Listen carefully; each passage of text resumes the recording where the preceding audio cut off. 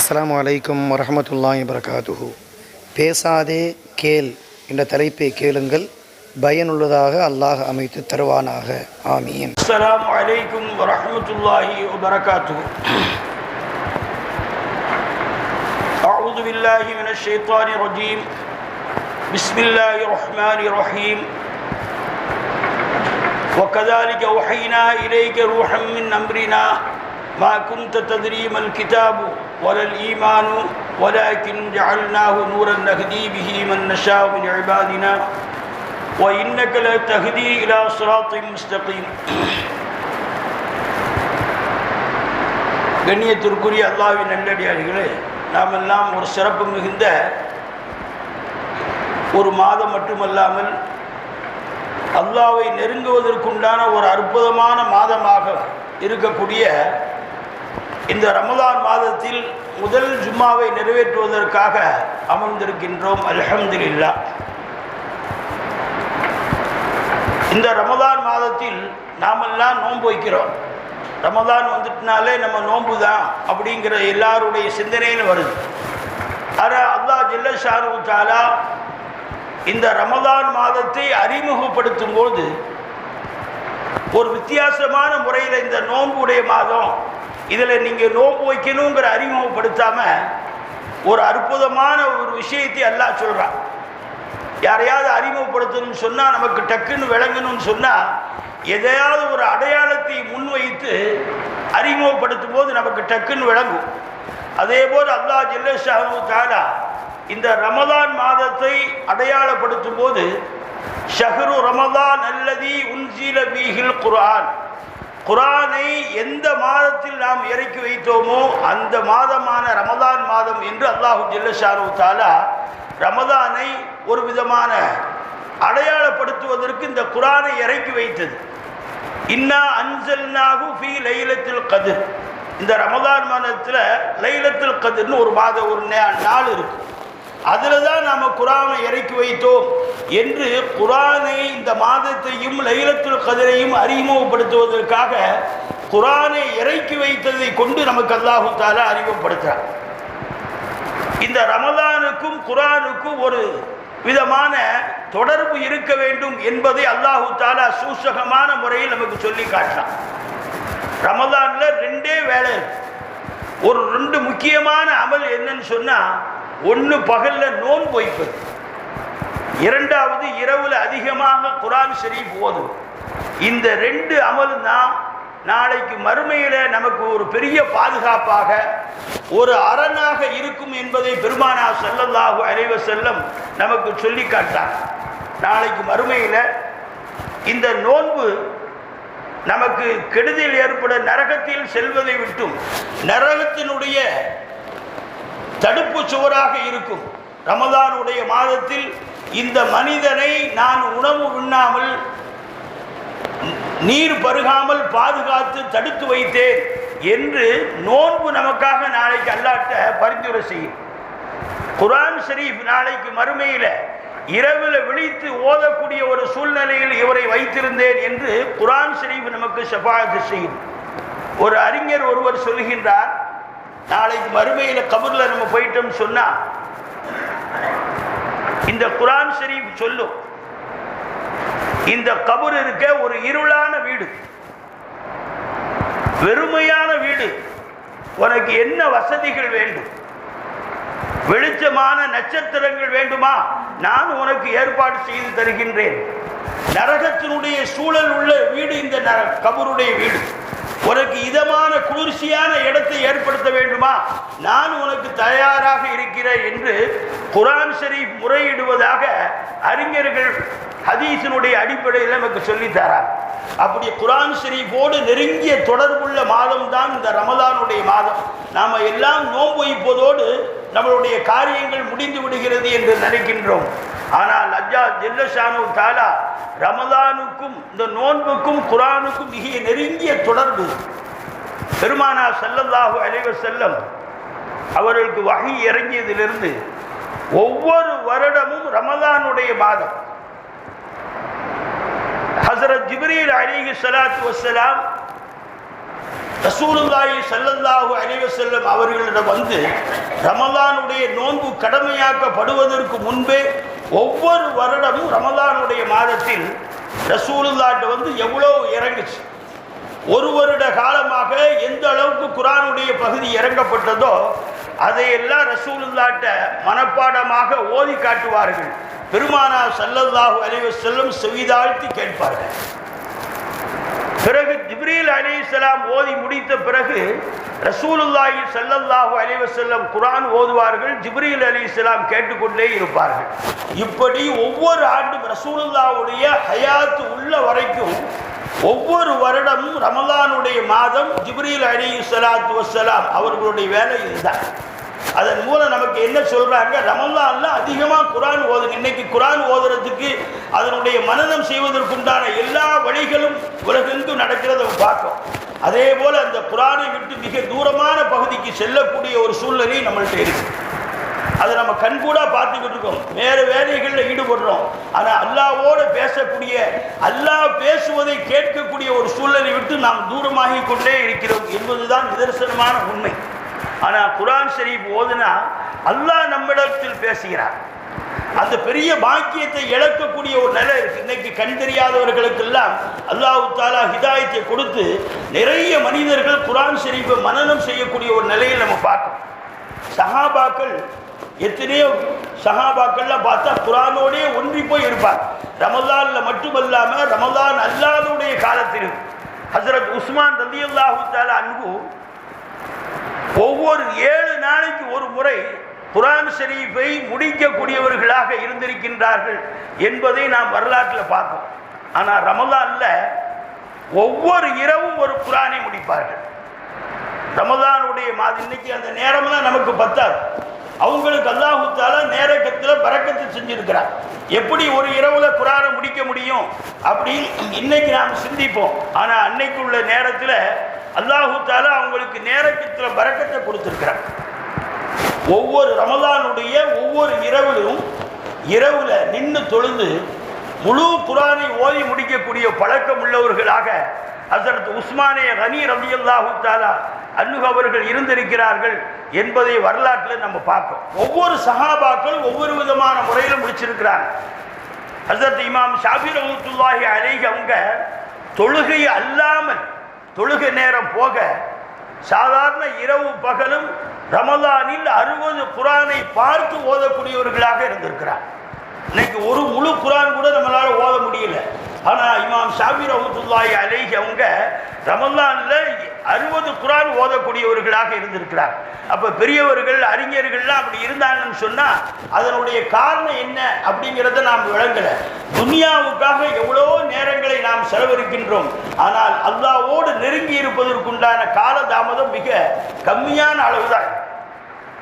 பெருமானார் ஸல்லல்லாஹு அலைஹி வஸல்லம் தாங்களும் குர்ஆன் ஷரீஃப் ஓதக்கூடியவர்களாக இருந்தது மட்டுமல்லாமல் பிறர் ஓத சொல்லி பெருமானார் ஸல்லல்லாஹு அலைஹி வஸல்லம் கேட்டிருக்காங்க. நான் அங்கே முந்திய காலத்தில் ஒரு இடத்துல தராவீஹ் தொழுகும் போது ஒரு பெரிய மனிதர், அவரால் கண் பார்த்து எதையும் பார்க்க முடியாது, கண் தெரியாத ஒரு நிலைமையில் ஒரு 80-90 வயசு இருக்கும்.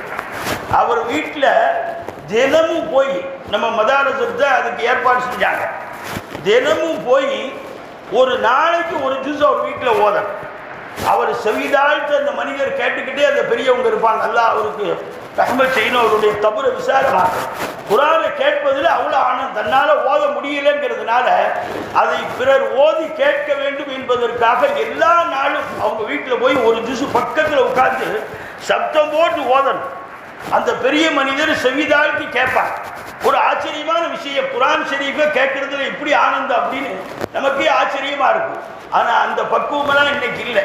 ரமலான்ல தராவீஹ் தொழுகிறோம், அதே நேரங்காலம் பார்த்து சொல்லக்கூடிய ஒரு நிலையில் இருக்கு. பெருமானார் ஸல்லல்லாஹு அலைஹி வஸல்லம் நிறுத்தி நிதானமாகத்தான் குர்ஆன் ஷரீஃப் ஓதக்கூடியவர்களாக இருந்தாங்க. இன்னைக்கு தராவீஹ் அப்படிங்கிற பேரில் நம்ம ரொம்ப கடுமையான ஸ்பீடோட சீக்கிரமாக முடிக்க வேண்டும் என்ற எண்ணத்தில் தொழுகின்றோமே ஒழிய அதை பரிபூர்ணமான முறையில் பெருமானார் ஸல்லல்லாஹு அலைஹி வஸல்லம் சஹாபாக்கள் எல்லாம் எப்படி நமக்கு தொழுது காட்டினார்கள், குர்ஆன் ஷரீஃபை எப்படி ஓதினார்கள் என்ற சிந்தனை இல்லாமல் நாம் தொழக்கூடியவர்களாக ஒரு கடமையை கழிப்பது போல நாம் கழித்து விட்டு செல்கின்றோம்.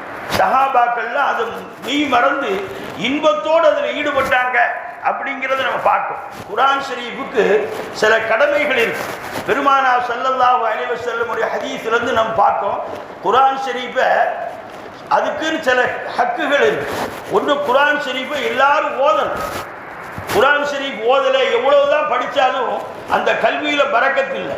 குர்ஆன் ஷரீஃப் ஓதுறதுல தான் வாழ்க்கையில் மனிதர்களுக்கு இம்மையிலும் பரக்கத்து இருக்கின்றது, மறுமையிலையும் பரக்கத்து இருக்கு. அந்த குர்ஆன் ஷரீஃபை முதல்ல ஓதணும். பிறகு பிறருக்கு அதை கற்றுக் கொடுக்க வேண்டிய கடமை ஒன்று. நாம் ஓதணும்னு சொன்னால் அதற்கு பிறகு நம்மளுடைய சந்ததிகளுக்கு அந்த குர்ஆன் ஷரீஃப் ஓதி கொடுக்கணும். பிறகு அதனுடைய அர்த்தங்களை நாம் சிந்திக்கணும். அதற்கு பிறகு அதில் சொல்லப்பட்ட ஹலாலான விஷயத்தை ஹலாலாகவும் ஹராமான விஷயத்தை ஹராமாகவும் ஆக்கி அமல் செய்ய பழக வேண்டும். இதுதான் சஹாபாக்களுடைய நிலைமை. ஒரு ஆயத்து இறங்குச்சுன்னு சொன்னால் உடனே அந்த ஆயத்தின் பிரகாரம் சஹாபாக்கள் அமல் செய்வாங்க. ஏதாவது ஒரு விஷயத்தை அல்லாஹ் தடுத்துட்டான்னு சொன்னால் உடனே அதை தடுத்துருவாங்க. ஹஸரத் அபூ தல்ஹா ரலியல்லாஹு தஆலா அன்ஹு அவங்க லன் தனாலுல் பிர்ர ஹத்தா துன்ஃபிகு மிம்மா துஹிப்பூன் அப்படின்னு ஒரு ஆயத்து இறங்குச்சு. இந்த ஆயத்து இறங்கிய செய்தி ஹஸரத் அபூ தல்ஹா ரலியல்லாஹு தஆலா அன்ஹு கேட்ட பிறகு நேர ரசூலுல்லாஹ்ட்ட வந்தாங்க. யா ரசூலல்லாஹ், இப்படி ஒரு ஆயத்து இறங்கியதாக நான் கேள்விப்பட்டேன், உண்மையா அப்படின்னு சொல்லி ரசூலுல்லாஹி ஸல்லல்லாஹு அலைஹி வஸல்லம் அவங்கள்ட்ட கேட்குறார். அப்போ பெருமானார் ஸல்லல்லாஹு அலைஹி வஸல்லம் சொன்னாங்க, ஆமாம் அப்படின்னு.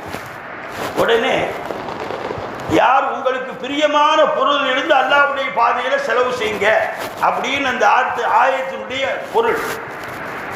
ஹஸரத் அபூ தல்ஹா ரலியல்லாஹு தஆலா சொன்னாங்க, இந்த மஸ்ஜிது நபவியில் அருகில் இருக்கக்கூடிய தோட்டம் இருக்க, அந்த தோட்டம் எனக்குள்ள பொருள்களில் மிக பிரியமான பொருள். அதில் உள்ள தண்ணீர் மிக மதுரமான தண்ணீர்.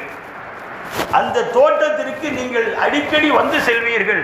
ஆகவே அந்த தோட்டத்தை அல்லாஹ்வுடைய பிரியத்திற்காக நான் தானம் தர்மம் செய்கின்றேன் என்று ஹஸரத் அபூ தல்ஹா ரலியல்லாஹு தஆலா அன்ஹு அவங்க உடனே அந்த ஆயத்துக்கு தோதுவாக நடந்து கொண்டார்கள் என்பதை வரலாற்றில் பார்க்கும்.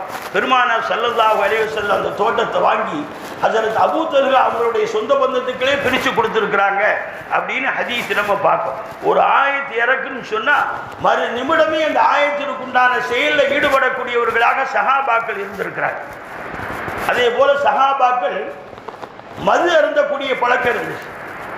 எந்த நேரமாக இருந்தாலும் சரி, நாம் அதிகாலையில் எழுந்திரிச்ச உடனே டீ குடிப்பதை போல சஹாபாக்கள் ஆரம்பத்தில் மதுவில் அவர் பிரியமாக இருந்தாங்க. மது ஹராமுன்னு ஆயத்து இறங்கிய பிறகு அறிவிப்பு செய்யக்கூடியவர் மது ஹராமாக்கப்பட்டு விட்டது, அல்லாஹ்வுடைய உத்தரவு வந்து விட்டது என்று சொன்ன பிறகு அந்த வார்த்தையை கேட்டதுதான் தாமதம். சஹாபாக்கள் எல்லாரும் தங்களிடம் இருந்த எல்லா மதுக்களையும் தெருவில் கொட்டினார்கள். அந்த நேரத்தில் மதீனாவில் உள்ள தெருக்கள் எல்லாம் மதுவினுடைய வெள்ளமாக போனதாக வரலாற்றில் நம்ம பார்க்கணும். அந்த அளவுக்கு சஹாபாக்கள் ஏதாவது ஒரு விஷயத்தை செய்ய வேண்டும் என்று சொன்னாலும் சரி, ஏதாவது ஒரு விஷயத்தை தடுக்க வேண்டும் என்று சொன்னாலும் அல்லாஹ்வுடைய ஆயத்து வந்து விட்டால் மறு பேச்சு இல்லாமல் உடனே அதில் செயலில் ஈடுபடுவாங்க. இதுதான் சஹாபாக்களுடைய ஒரு நடைமுறை. அந்த வழியில் வந்த நாமளும் குர்ஆன் ஷரீஃபை ஓதுவது மட்டுமல்லாமல் அதில் உள்ள அர்த்தங்களை மீனிங்களை தெரிந்து அதன் பிரகாரம் அதை சிந்தித்து அமல் செய்யக்கூடியவர்களாக நாம் ஆக வேண்டும். இதைத்தான் அல்லாஹு தஆலா விரும்புகிறார். சஹாபாக்கள் எப்படி செய்தார்களோ அப்படி செய்யும் போது அல்லாஹ்வுடைய பொருத்தம் நமக்கு கிடைக்கும். ரசூலுல்லாஹ் சஹாபாக்கள் அப்படித்தான் வார்த்தெடுக்கிறார். அதே சமயத்தில் குர்ஆன் ஷரீஃப் ஓதுனா மன அமைதி கிடைக்கும், அல்லாஹ்வுடைய ரஹ்மத் வரும். இந்த ரமலானுடைய முதல் பகுதி இருக்க ரஹ்மத்துடைய பகுதி. ரஹ்மத்து கிடைப்பதற்காக துஆ செய்கிறோம், ஆனால் அதுக்குண்டான செயல்கள் வேணும். அல்லாஹ் குர்ஆன் ஷரீஃபில் சொல்லும்போது வஇதா குரியல் குர்ஆன் ஃபஸ்தமிஉ வஅன்சிது லஅல்லகும் துர்ஹமூன். குர்ஆன் ஷரீஃப் ஓதப்பட்டால் செவிதாழ்த்தி கேட்க வேண்டும். பிறர் ஓதுனாங்கன்னு சொன்னால் நாம் செவிதாழ்த்தி கேட்கணும். அதே போல வஅன்சிது மௌனமாக இருக்கணும். அப்படி இருந்தால் லஅல்லகும் துர்ஹமூன், நீங்கள் அல்லாஹ்வுடைய ரஹ்மத்தை பெறக்கூடியவர்களாக ஆகிவிடுவீர்கள் என்று அல்லாஹ் ஜல்ல ஷானஹு தஆலா குர்ஆன் ஷரீஃபில் சொல்றான். அப்ப குர்ஆன் ஷரீஃபை ஓதுறது அல்லது பிறர் ஓதி நாம் கேட்பதற்கு அது ரஹ்மத்துக்கு உண்டான அடிப்படை காரணமாக இருக்கிறது என்று குர்ஆன் ஷரீஃபில் அல்லாஹ் தஆலா சொல்றான். ரமலான்ல ரஹ்மத்துக்காக துஆ செய்வது மட்டுமல்லாமல் அதற்குண்டான காரியங்களையும் செய்யும் போது பல மடங்கு ரஹ்மத்து நமக்கு கிடைக்க வாய்ப்பு இருக்கு. ஹஜ்ரத் பெருமானார் ஸல்லல்லாஹு அலைஹி வஸல்லம் அவங்க காலத்தில் ஹஜ்ரத் உஸைத் இப்னு ஹுதைர் ரலியல்லாஹு தஆலா இரவு நேரத்தில் குர்ஆன் ஷரீஃப் ஓதிக்கிட்டே இருக்கிறார். அப்படி ஓதிக்கிட்டு இருக்கும்போது அவருக்கு அருகில் இருந்து அவங்களோட குதிரை மிரள ஆரம்பிச்சது. எதையோ பார்த்து பயந்து மிரளுவதை போல ஒரு சூழ்நிலை. அது ஏன் மிரளுதுன்னு தெரியாம குர்ஆன் ஷரீஃபை ஓதுறதை நிறுத்திட்டாங்க. அந்த குதிரையும் அப்படியே அமைதியாயிடுச்சு. பிறகு சிறிது நேரம் கழிச்சு மீண்டும் குர்ஆன் ஓத ஆரம்பிச்சா மீண்டும் அந்த குதிரை மிரள ஆரம்பிக்குது. பக்கத்தில் சின்ன குழந்தை அவங்க மகன் படுத்திருக்கிறார். ஆனால் குழந்தையை மிதித்து விடக்கூடாது என்பதற்காக ஹஜ்ரத் உஸைத் இப்னு ஹுதைர் ரலியல்லாஹு தஆலா அன்ஹு குர்ஆன் ஓதாம வெளியே வந்து பார்க்குறாங்க. வானத்திலிருந்து பிரகாசமான ஒரு உருவம் வெளியே அப்படியே கீழே இறங்கி கொண்டு இருப்பதை பார்க்கிறாங்க. அதன் காரணத்தினால்தான் குதிரை மிரள ஆரம்பித்திருக்கிறது என்று விளங்கி ஓதுவதை அதோடு நிறுத்திவிட்டார்கள்.